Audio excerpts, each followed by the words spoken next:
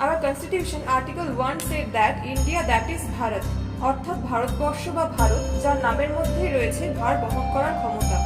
যদি ইংরেজিতে বলি to bear or to carry, our country has had always that much courage to carry the liability to maintain a decorum even before its invaders.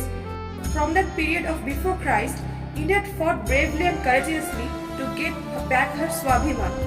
Being a youngster, if one would ask me what you had learned from your country, then I would definitely say, firstly, the Swabhiman. Having the great cultural diversity, a land of spirituality, philosophical heritage would be one of the greatest economy in this world. India has the power to teach me, be familiar with everyone after maintaining your Swabhiman. তাই জন্যই হয়তো ব্রিটিশরা 190 বছর আমাদের দেশে শাসন করার পরেও ওনারা যখন আমাদের দেশে আসেন অথবা আমরা যখন ওনাদের সামনে যাই, we fold our arms and say নমস্কার। পৃথিবীর শ্রেষ্ঠ দান বলা হয়ে থাকে ক্ষমাকে, আর আমরা ভারতীয়, আমাদের প্রত্যেকের মধ্যে এই ক্ষমা প্রদানের ক্ষমতা ভগবান হয়তো জন্মগতভাবেই দিয়ে রেখেছে। তাই এই বিষয়ে আমার তো অ্যাটলিস্ট কোনো সন্দেহ নেই যে India has taught me to hold the liability of holding the greatest gift of god and that is pardon, ক্ষমা। আর এই কারণেই হয়তো আমিও স্বাভিমানী।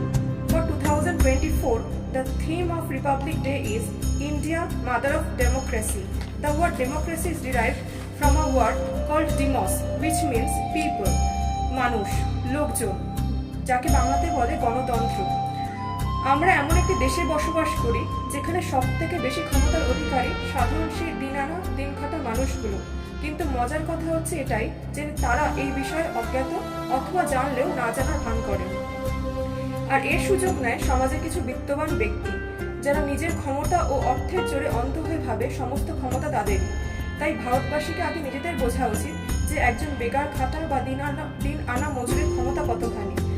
আমাদের সেই ভারতবর্ষের স্বপ্ন দেখতে হবে যেই ভারতের কথা আমি আমার স্পিচের প্রথমে বলেছিলাম, যার মধ্যে সেই ক্ষমতা আছে যে সে সকলের ভার বহন করতে পারে। এই স্বপ্নই হয়তো ছিল কবিগুরু নেতাজি, বিদ্যাসাগর কিংবা Swamiji. In this context, I can recall a moral speech given by Swamiji.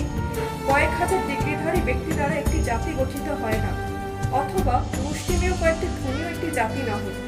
আমাদের দেশের শতকরা 90 জনই অশিক্ষিত, অথচ কে তাহাদের বিষয়ে চিন্তা করে।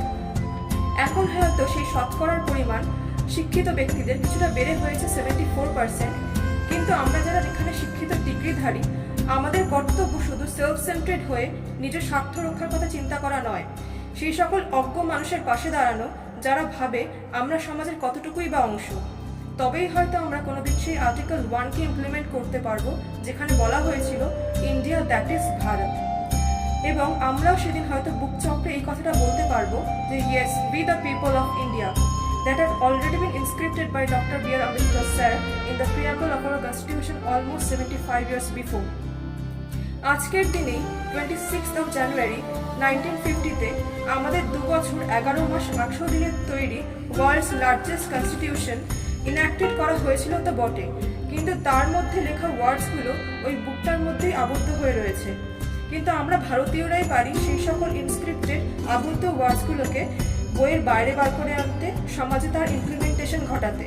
জানি কাজটা হয়তো অতটা সহজ নয়, তবে আমাদের লক্ষ্য কখনোই 100% রেভলিউশন নয়, সেই 0%কে 1%-এ পরিণত করা, যাতে অ্যাটলিস্ট পরবর্তী জেনারেশন 2% করার জন্য এগিয়ে তো আসে। হয়তো সেদিনই আমরা সগর্বের সাথে ভগবানের কাছে প্রার্থনা করতে পারবো, হে ভগবান, আমার এই দেশেতেই জন্ম, যেন আমি এই দেশেতেই মরি। Thank you. জয় হিন্দ।